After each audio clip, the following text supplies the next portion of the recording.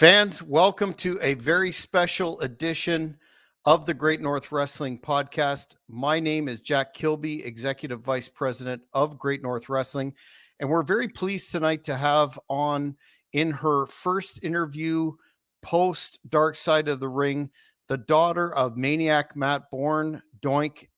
That would be Teagan Osborne. Teagan, how are you tonight? I'm good. How are you? Just amazing. Thank you very much for coming on. Before we get into the logistics of the Dark Side broadcast and some of the questions that are raised from that, can you just explain what it was like? I know the Dark Side's episode focused a little bit on your experience growing up in the house of a famous, accomplished territorial wrestler, but if you could expand on that a little bit for the fans, I think they'd appreciate that. Yeah, so growing up with Doink the Clown as your father was interesting. I remember as a little girl, we'd be walking down the street and people would stop us. People would be like, "Is it real? Is wrestling real?" And he'd be like, "Don't ask me that question." Also, I mean, I really never realized the significance of who Doink the Clown was unfortunately, until my dad passed. I was really never a big wrestling fan because, I mean, I knew it was fake. So I really didn't get into it, even though my dad did actually do it, obviously. I only watched it when he came back for the anniversary. I forget what the episode was called, but he came back to the WWE, did the anniversary episode. As Doink, I watched it on demand because he did a little sign to me and my brother like this to say hi. But yeah, I mean, it's just crazy now that I'm going to be 26 years old next month. And my dad was a legend. I mean, when I look back on all the things that we've been through in our lives, and when he would travel, and when he, even though he was fired and never really did Doink like that again, except for the anniversary episode, I mean, my dad was the shit. So it's like, I wish it kills me today to know that I can't say that to him, because I feel like he should have heard it more often than he did, because he had his moments, he had his negative moments, but nobody's perfect, and that humans are never perfect. So, but yeah, I wish I could go back and tell him that. But overall, it was interesting. I mean, he'd show up. I used to play powder puff in high school. He would come home. It was once a year, one game. He would come home once a year. And the one year he goes, "I'm coming up as Doink." And I said, "Dad, don't do it. Don't." I was like, "I don't want to be embarrassed." He goes, "Watch me." He showed up, and I kid you not, he shows up as Doink, okay? Cops have to be there, like the policemen, because this game's on the football field. I'll never forget this until the day I die. All I know is the game stopped. Everybody turned their heads to look at Doink.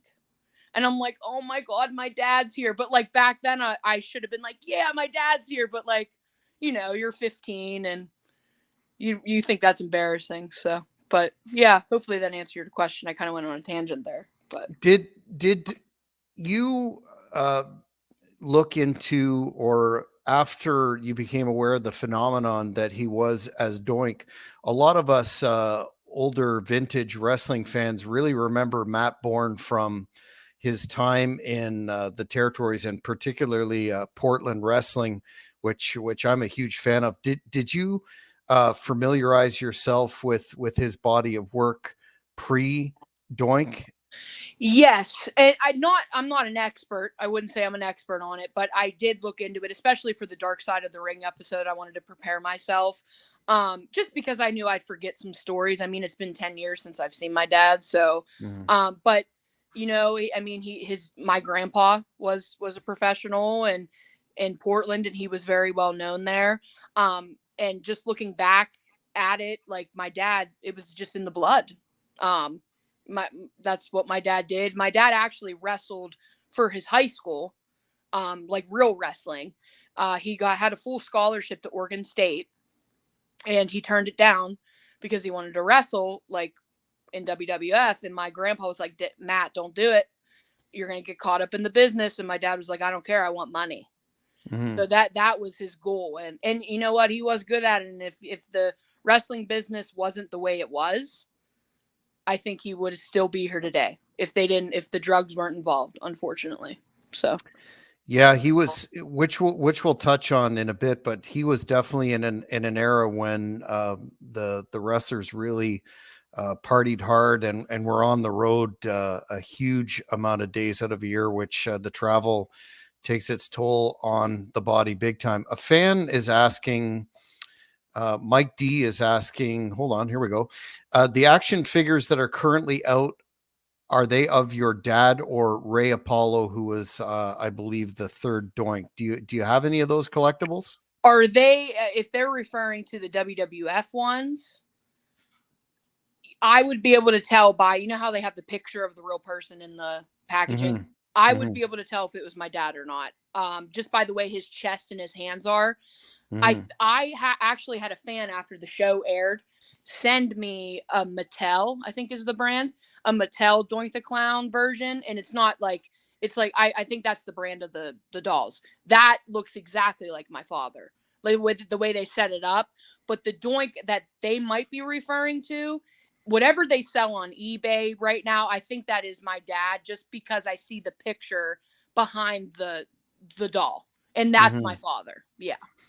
Yeah, and I've always found, despite Steve Kern and Ray Apollo, that when your dad had the makeup on, you could tell it was Matt Bourne. Yeah. So moving to the dark side of the ring and that series, how was it that you were first approached, or how did the information come to you that the producers were looking to do an episode on your dad? Yeah. So I never heard of the show. I have, so one of my coworkers, his name's Dave. He told me, he goes, Teagan, did you ever watch this show, Dark Side of the Ring? I'm like, no. He goes, it's about wrestlers, about the way they passed, and because at work you get to know people, you talk, and they knew the story a little bit of how my dad died. I gave him a little bit of background, but I didn't go into detail. And he went, I think it would be good. And I'm like, let me watch one. And I watched, which one did I watch? Gino. Hernandez. Yeah. Yes, I watched that one. Hmm. And I was like, okay, I can see this going a decent way if they make it to where my dad doesn't look like a bad person, because that's what I didn't want. So what I did, I was just bold, and I just reached out to Evan Husney and I said, hey, I'm Doink's daughter. I think this would be a good episode. And he said, actually, it's funny. We've been trying to find his family, and we haven't had luck the past couple of years. He goes, I'll call you in a few. And I told him the little bit of a gist of the story, and the rest is history. So, Now, after the producers made contact with you, and it was set in stone that they were going to do an episode on your dad, what was your level of involvement in terms of, given your concerns about how he would be portrayed? What was your level of involvement in terms of the end product, or were you just interviewed and they put it together? Or were you given any sort of outline as to what the episode would look like? so I wouldn't say I got a specific outline. I Whenever I met them in person, I mean, they treated me and my mother great. I mean, they were great people. I was there first alone. We interviewed for about 4 hours. We went to lunch, and then my mom came, and then we interviewed the rest together. But you know, when I told them in my interview, like, there's obviously stuff that we interviewed and it wasn't in the show, and I'm like, I just want people to know that, like, my dad did make mistakes, but that was my dad. So what you guys see and what you guys think that you know about Matt Osborne, you don't know. Like, because yeah, because people today, even after the show aired, they're like, hey, Matt was a deadbeat dad, wasn't around. I said, he actually was around. That's the thing. Like, he was. Why do you think I know all these things about my dad? Because I was around him. My brother knows more, because me and my dad butted heads, and my brother didn't do the show. But like, back to the dark side, because I went on another tangent. I'm sorry. No, it's all good. They asked what me and my mom wanted out of this. They specifically asked us that, and we told them. We said we want Matt to look like a good person, even because he was. We didn't want to make it up. You can say the bad things he did, but you don't make him look like a bad dad. That's what we didn't want. And I feel like made that happen. Even after the show aired, I had one of the producers that no longer works at Dark Side of the Ring. He texted me that was on this specific episode, and he said that was the best episode I've ever produced, and I'm so happy that you're happy. Like, that's the type of people that they were.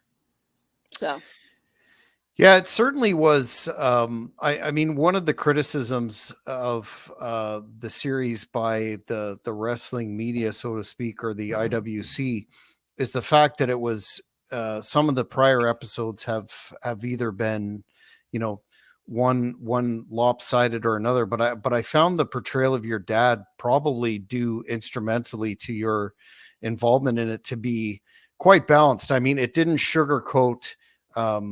Any of the demons, as we say in the wrestling business, that he had, but it was also balanced, and you really got the sense that he was a dedicated family man and loved his kids. yes, yep, he was, and he I will never forget when he came to visit. Even if him and my mom weren't together, he'd stay at our house.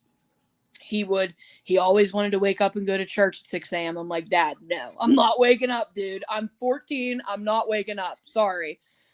He'd make us breakfast. He goes, this is what life's about, making breakfast for my kids, making dinner and hanging out with my kids. And we'd go to the mall and shop. We do, like, it was just, I got to see the side of him that people think that he wasn't. And he made his mistakes. Last time I saw him, it was right before he died. His ex-girlfriend pissed him off. He had a couple drinks. When Matt has a couple drinks, it's not just a couple, it's probably the whole liter. Okay. Mm-hmm. He drank, him and my mom fought, and then he left. That's how my dad left the last time I saw him. And like, what we made up at the end, right before he died. It was the night before he died. He called my mom. We all apologized to each other, and then he died the next day. It's just like, he had his moments. I've seen him have his moments. For example, I remember as a little girl, me and my brother were walking down. We live in a really small town, so you can walk places. We were walking to one of these toy stores, and this guy ran through the red light, and he almost hit me, my dad, and my brother. And my dad, in the show, they talk about how strong he was, and he was abnormally strong. And they didn't put this in the episode, and I told this story.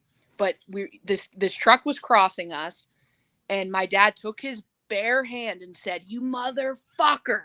And he hit the back of the truck, and I swear to God, I was 10 years old, the truck fishtailed down the fucking road. Crazy. And it's just like, and people might not want to believe that, my dad was tough, but he was. Like, even if it was a little bit of drugs and I'm doing it, what other human being that could take, a little bit of coke and be that strong? My dad was abnormal in a good and bad way, but so. Yeah, clearly he, right up into his later years took conditioning very seriously. And for a guy who carried about walking around 250, he was an incredible athlete and very, very agile. I wanted to ask you though about a couple of the things that appeared in the episode that are somewhat controversial in terms of people disputing them, not disputing them. The first being that story about the bar fight between B. Brian Blair, the Killer B, and your dad. That sounds, I don't know. When I first heard it, I've never been in a bar fight that's lasted 19 minutes, and I've worked in bars, so I found that one to be a bit of a head scratcher. What are your thoughts on that?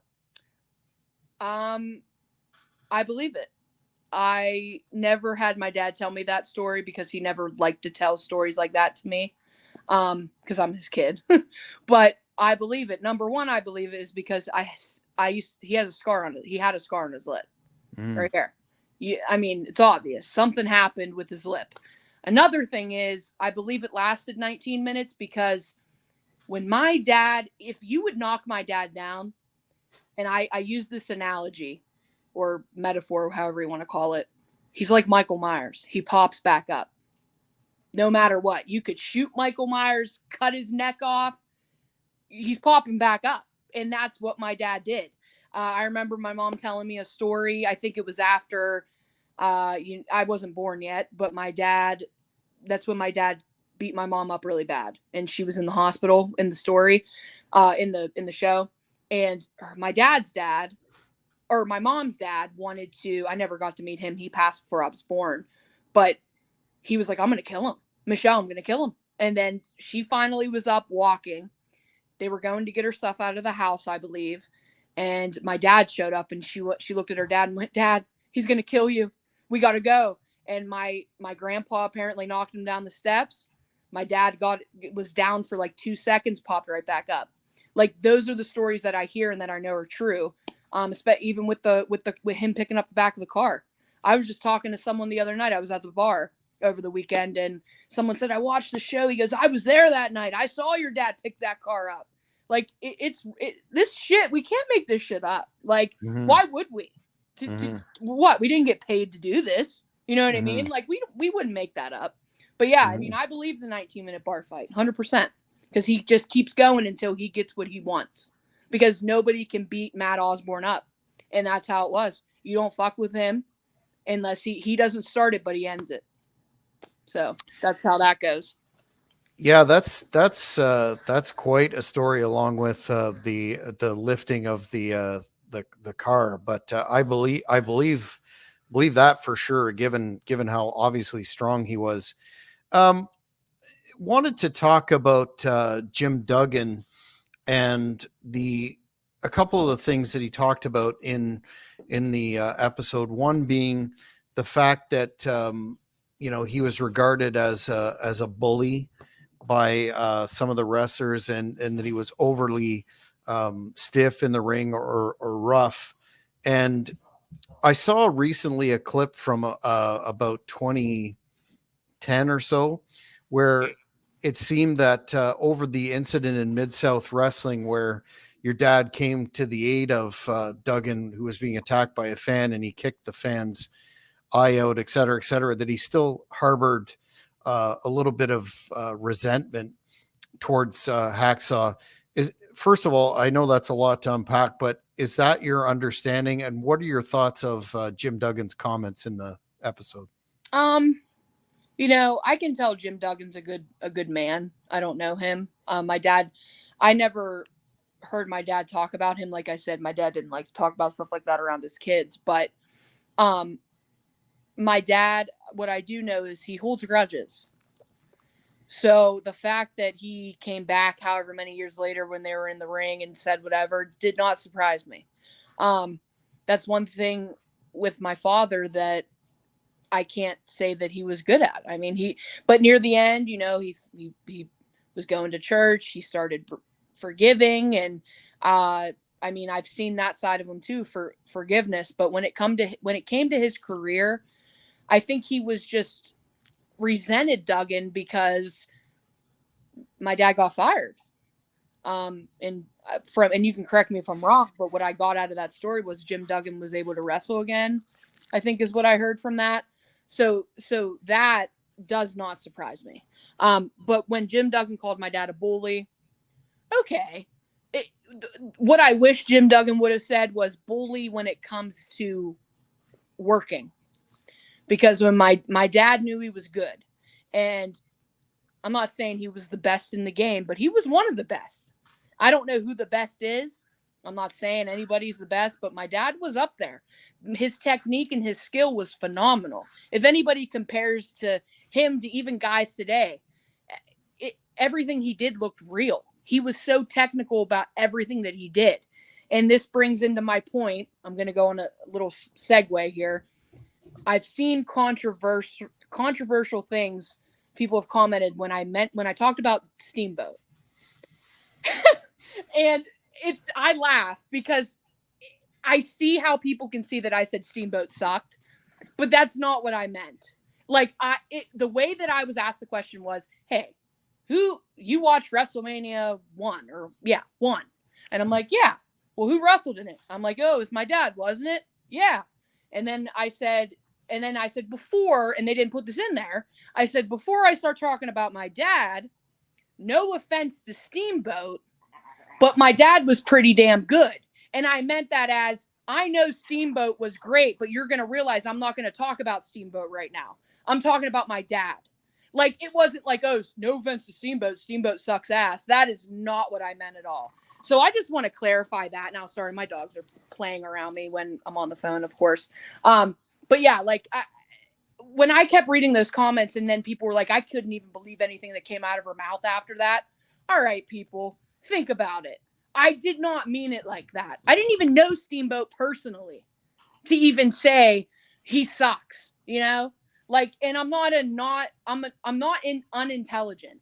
So when it comes to me speaking out loud, that is what I meant.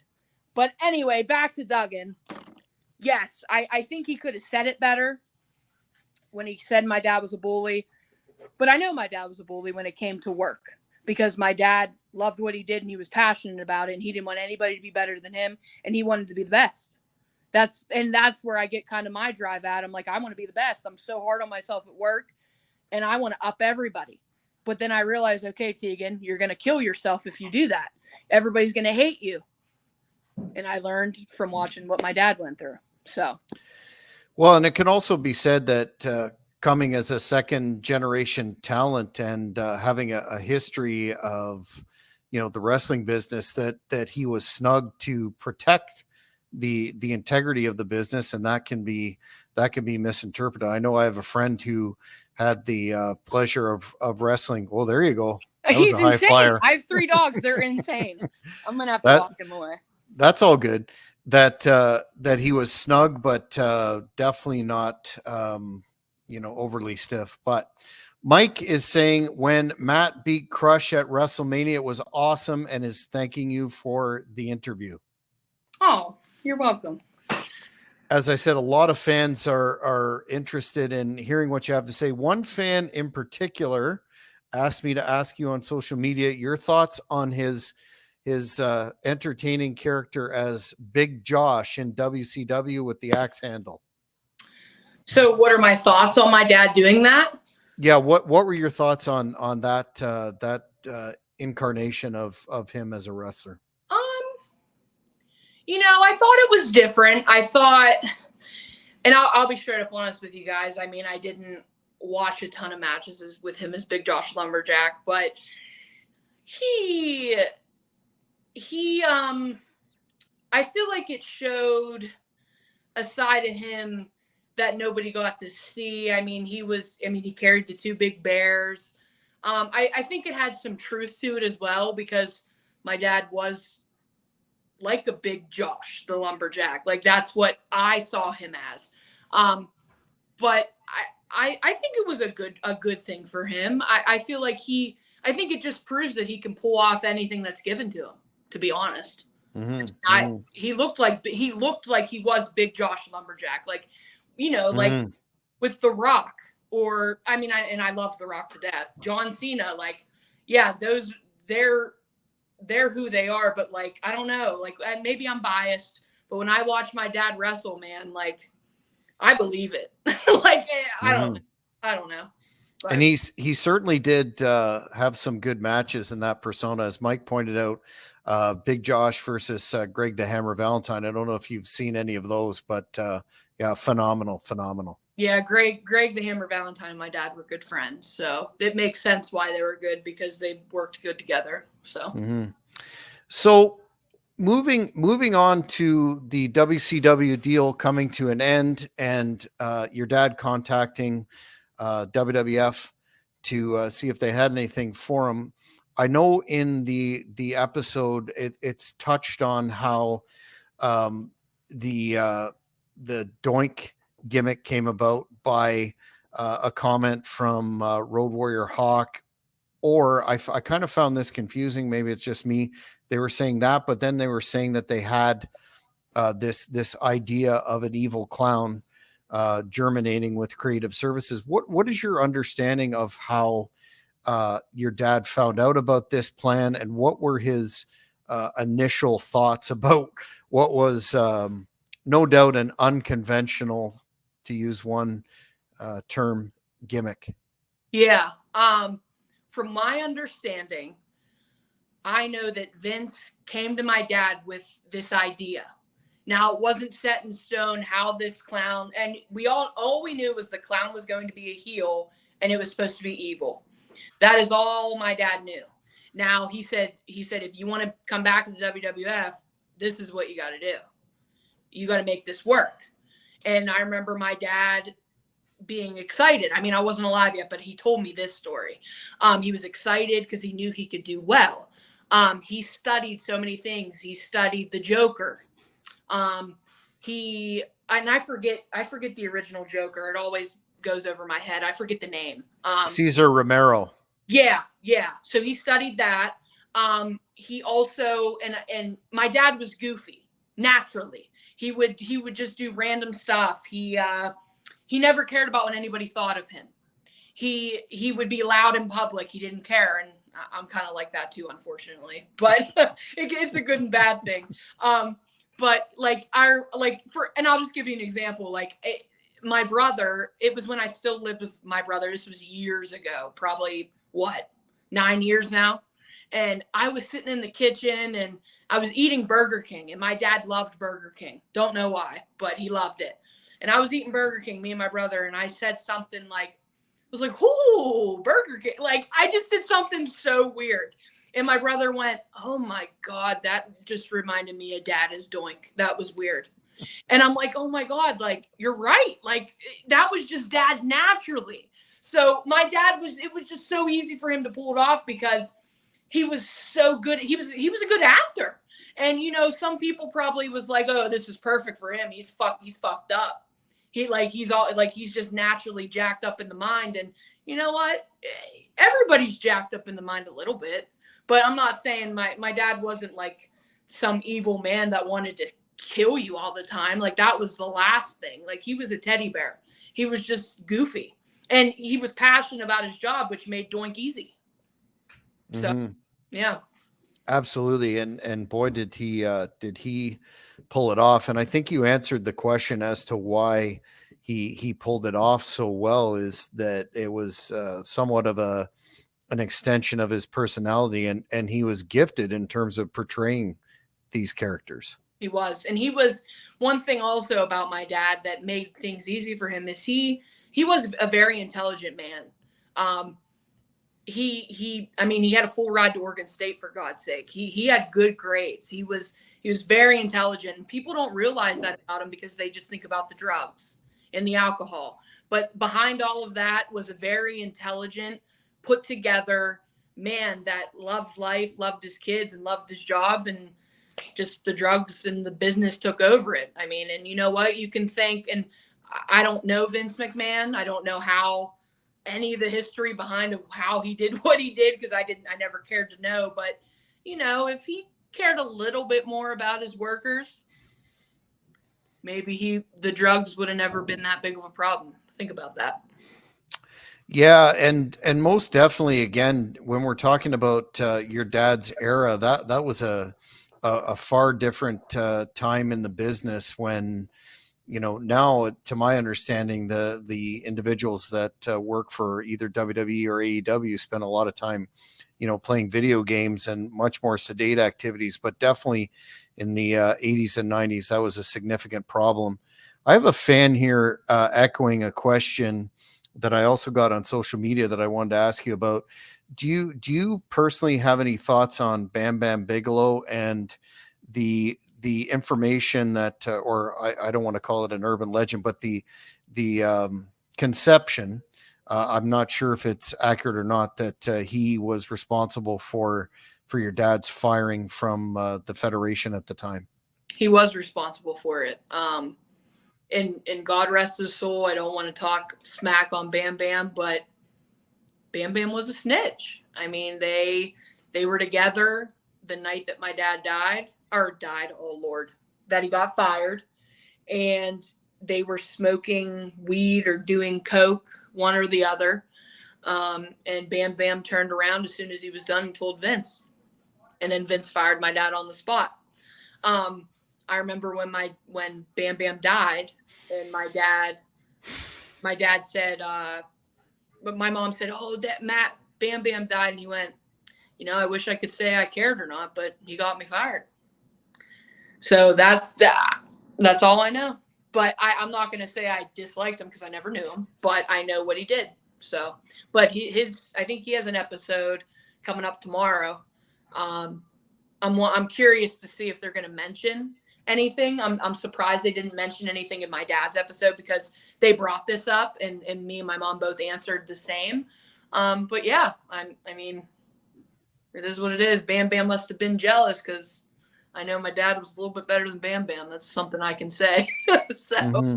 Mm-hmm. Well, maybe they'll use that footage in the Bam Bam episode. Did your aside from jealousy, it's strange that you know, they being friendly and partying together, why he would do that. Did your dad have any idea why? Just scared for his spot, or No, I mean, I don't remember my dad saying anything why Bam Bam would have did that.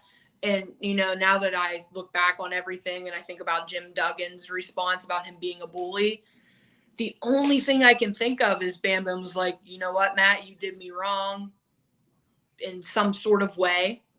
So I'm going to, even though I just did this with you, fuck you. I'm going to tell. Like, that's the only thing I can think that happened is it was out of spite in some way.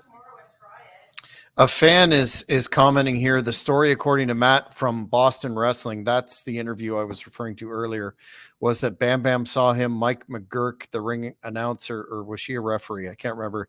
And Sherry Martel smoking pot in the hallway of the hotel, and then told the office. Yeah, no, Bam Bam was with my dad.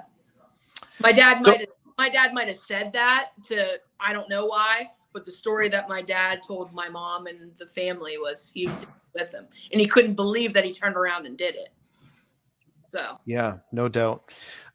So when it came to pass that Steve Kern was introduced, and it looked like the gimmick would be diluted, so to speak, did your dad ever speak on knowing that he was being phased out, or did he ever have a clue as to that, or any recollections? He told this to my mom. He said he felt like Vince was setting him up for failure whenever Steve Kearns came out there on that match. He didn't know why. He had a gut feeling. And I mean, he was right. I mean, look what happened. Vince and my dad always had a weird relationship. I know that Vince did like my dad in a way because he was good at what he did, but it was just the decisions that my dad made didn't make Vince's business look good. So I think that's where they butted heads and didn't get along. But yeah, I mean, I think Vince probably had something to do with it, because if you think about it, you bring Steve Kern in there, like he wanted to probably test my dad and see how is he going to act, because my dad in his head probably thought he thinks that anybody can do this, and because I have a face paint on and a whole suit, but that's not the case, and it really wasn't. You notice, I mean, after my dad got fired, they still try to keep it. They did Dink, they did this, and they could never keep up with it because no one ever did it as good as him. And some people may say, the trolls, well, I never noticed it wasn't Matt. Okay. That's not true. It's like, it's so obvious. And I may be biased, but I get it's obvious. I can even tell in the show, they didn't do that. They didn't show it, but when me and my mom did the interview together, we were like, yeah, we can always tell when it's Matt or when it's Steve Kern or Ray Apollo. And they're like, how? And we're like, we just know. So they tested us. They would pull up a Doink picture. They're like, is this Matt? And we're like, nope. Is this Matt? Nope. Like, you can just tell by the neck, the hands, even the face, in the mouth, in the eyes. Yep. My dad had very small eyes, and I have those eyes. But yeah, I don't know. Yeah, I think he did that on purpose. I know my dad had good intuition, so he knew. One of the fans is asking about your dad's thoughts on, I guess the wrestler that would, although there were, Brooklyn Brawler, Lombardi, and Kern, but Ray Apollo, who carried the gimmick on, and I think still does to this day. So what are they asking? Just what your dad's thoughts were on Ray Apollo portraying the character. Oh, I mean, I remember my dad would laugh when people even just bring up Dink. Um, who did Ray Apollo do Dink, or was that Steve Kearns? I can't remember. I think it was Steve, and the fans will probably correct me on this, but I think it was Steve Kern first who did the second doink, followed by Apollo afterwards. Okay. I mean, I just remember he never really specifically said, "Oh, Ray Apollo sucks." Like, I never heard him say that. I just remember if people brought up times after he was doink, he would just chuckle and be like, "Huh, yeah, that wasn't me. Yeah, no, don't ask me. It wasn't me." Like, because he knew he was good. So, I mean, Ray, if you look at what Ray Apollo looked like and his facial expressions and the way that he did things, it was just, it was not even on par. It just really wasn't. Yeah, a fan has spoke up, which I kind of knew in the back of my head, but Dink was the little dude wrestler, Yeah, the but small guy. was he with Steve Kearns or Ray Apollo? I think he was with Steve Kern first. Okay, but he stayed. He stayed through both. Okay. Yes, Yeah. they extended that angle into there. Yeah. That's why my dad laughed when people would bring him up, and he's just like, "Yeah, I didn't." He would say, "I didn't need Dink," so no, that wasn't me. But, Gotcha. yeah. A fan is asking, did your dad ever talk? And I do remember this and was a fan about his time in ECW as Born Again. I remember briefly, like the half him and half doink. In my head, he was proud of it. Only because, he could prove that, hey, I can still be good without doink because I'm Matt Bourne. And that comes to where his intelligence comes in. Like, in reality, you might think, okay, that really isn't that big of a deal. Born again, okay, cool, half doink, but if you think about the depths and the meaning of it, that's deep. I mean, it went deep. He was, all I know is that he was proud of it. He never really said he never wished he never did it or anything like that. I mean, and now that I'm older and I think about like his life and what he went through and him doing that, I'm like, okay, now I see it, Dad. It's clicking. I see why you did it. Because he knew he was good and he wanted people to know he was good. And it wasn't just about doink. It was just because of who he was as a person that was able to do that, Mm-hmm. Shout out to Maurice Shortall, my partner on the Cheap Heat podcast network. He says, I think the other dinks got a bad rap, but we're doing a job, unfortunately, that due to the costume, they could replace sustainably. Yep. Which is definitely true. But I would also submit that your dad was definitely the most effective in the role, which considering he pioneered it is not surprising. Wanted to ask your thoughts on Titan Sports filing suit against your dad for trademark infringement long after he was this was touched upon a little bit in the episode, but after he was no longer employed there and the resolution. Yeah. I think Vince McMahon, we're talking about when my dad used doink and Vince sued him, correct? Yes. Trademark infringement for the intellectual property that they owned. Yes. I think that Vince McMahon thought that my dad was just going to bow down and say, okay, I'm done. I don't think he thought he was going to come back and say, I want my residuals then, because I created doink. You gave me an idea, but I made it who it was. So where are my residuals? Like, and there it comes again, my dad's intelligence. Who else would have thought to do that? My dad didn't even have a lawyer when he thought about that first. And then he got the lawyer, So I think I can see why they did it, because my dad was using doink. I mean, he was still profiting off of it.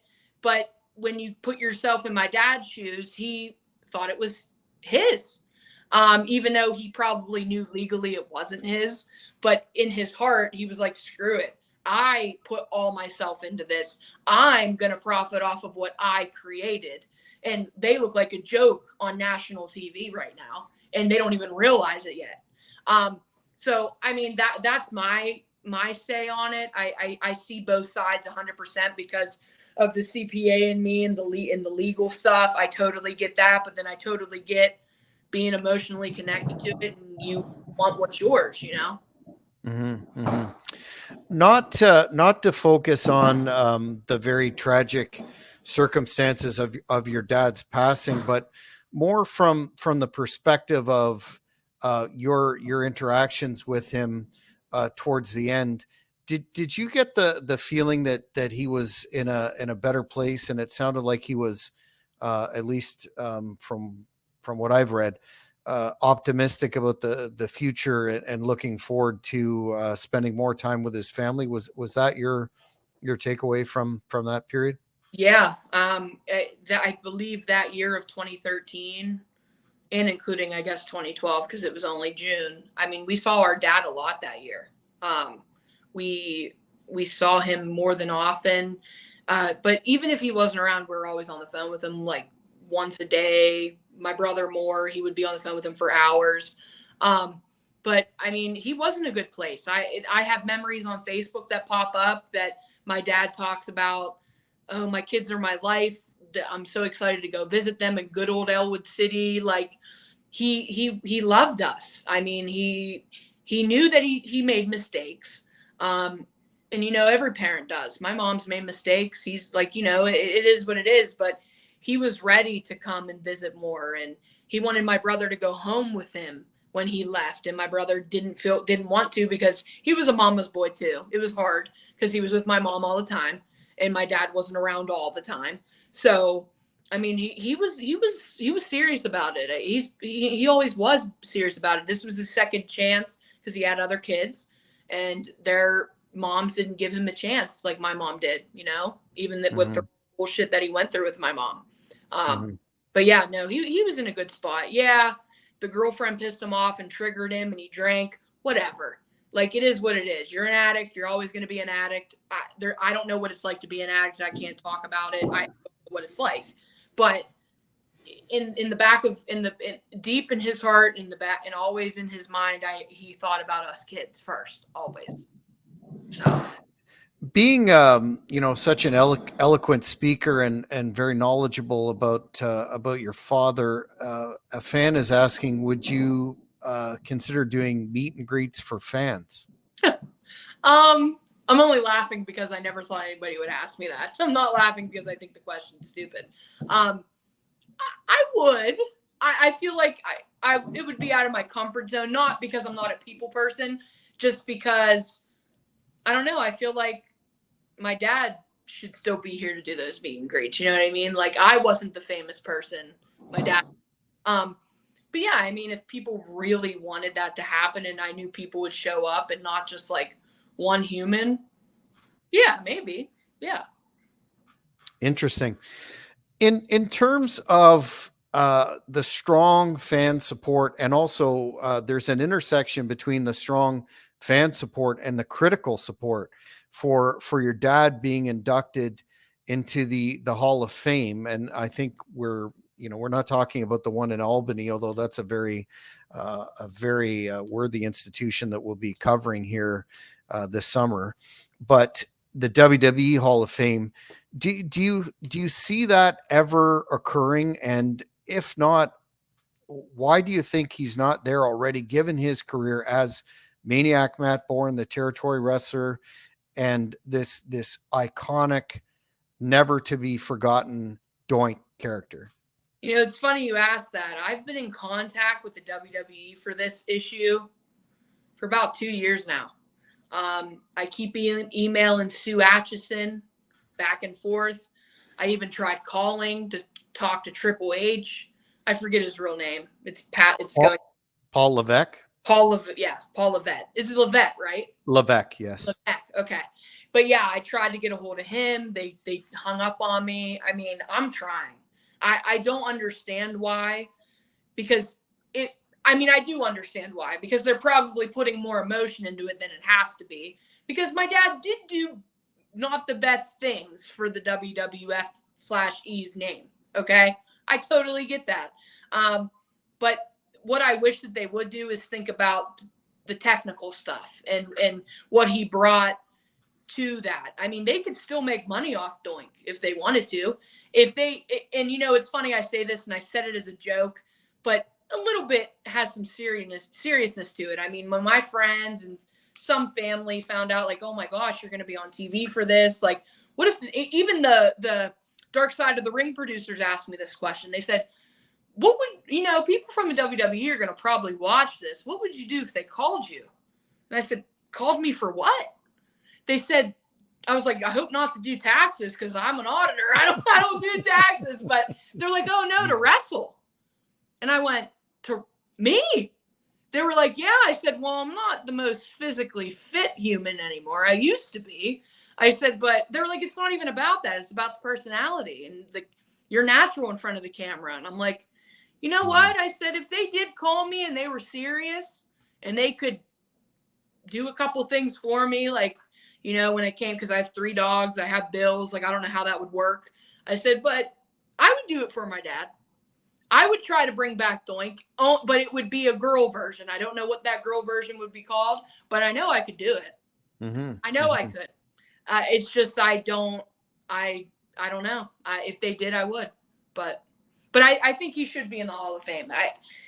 I don't know if that's ever going to happen, especially with the response I'm getting back from them. It's very like, okay, Teagan, I'll let you know, or yeah, you're welcome. I'll keep you updated. And if they never update me, I update them. So, well, I don't think you're in you know, by yourself in terms of that approach from what people have told me about WWE. But I think if anything, this episode is only contributing to the larger appreciation of your dad's career and causing people that may not be as old as I am to go back and review his huge body of work and get a full picture as to what a absolutely 100% legendary Hall of Fame worthy career he did have. So yep. we'll stay tuned for that, and I'm sure eventually it will happen. But before I let you go, I thank you so much for your time. This has been tremendous. I wanted to get you to close on, what would you like the public to remember in 2 prongs about your father? First, as a wrestler, but secondly, as a human being and your dad. Okay. I would say, as a wrestler, remember him as the passionate one, the one that could do anything that was asked of him, anything, because he loved what he did so much. He was great. I mean, he was one of the best, and I'm not saying Steamboat wasn't, guys. Okay, don't hold me on that. I didn't mean that. But no, my dad was great. And he really did love what he did. He never felt like he was working. So I hope you remember him as the passionate one, even though he had his moments and made mistakes. But at the end of the day, he loved wrestling, and that's what he liked to do. And then as a person, I would say try, and I know it's hard to not think about the drugs and the alcohol, because when it is an addiction, it is a disease. And like I said, I can't really talk much about it because I've never been through it myself, but I've witnessed it. And the person that you become when you do that is not the person that you truly are. Remember him as the lovable man with the great smile, because that smile did mean something. When you see him smile, he meant it. And he was very loyal. And he loved everybody around him. He loved his fans. He didn't like when his fans thought he had dink, though. but he was good. I mean, he was a good guy. Try to remember him like that. And you know, I'll always remember him. Like I said at the end of that episode, he wasn't perfect, but he was my dad, because he was. So, and that's all that matters. So just try to remember the Matt Bourne that you hope that you think that he is, because I guarantee that that's who he actually was on the inside and outside. So. Well, after seeing the episode and talking to you here, I can certainly say that you're doing a tremendous job in honoring your father's memory. I'm sure he's very proud of what you're doing out here, and hopefully more to come. Where can the fans that are interested in keeping up with you find you, Teagan? Yeah, so you can follow me on Instagram. It is private, but like once you click follow, I'll accept it. It's Teague, Teag, and then Osborne, Osborne. You'll be able to tell it's me. My little header says what I do for a living, and you guys know that from the episode. And it says I'm a dog mom to 3 boys, and I am. So you'll see me, and I'll accept it. I post a decent amount on there, so you can follow me on there. Well, I want to really thank you for agreeing to do this first post episode interview with the Hannibal TV and the Great North Wrestling Podcast, and we certainly want to keep in touch with you and wish you all the best in terms of your activities going forward. Congratulations on your CPA career and all the accomplishments that you have in your life, and I'm sure the fans will want to keep in touch with you too. Yep. Thank you guys so much. And if you want to do a meet and greet, we can make it happen. Just be serious about it. Well, you never say never in the wrestling business. So thank you once again.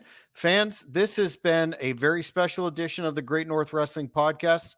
Thank you very much for tuning in, and we shall see you again. Thank you for watching the Hannibal TV. Please like this video if you enjoyed it, and click the subscribe button to not miss any of our latest shoot interviews, match videos, or news updates. Follow us on Twitter at the Hannibal TV for instant updates.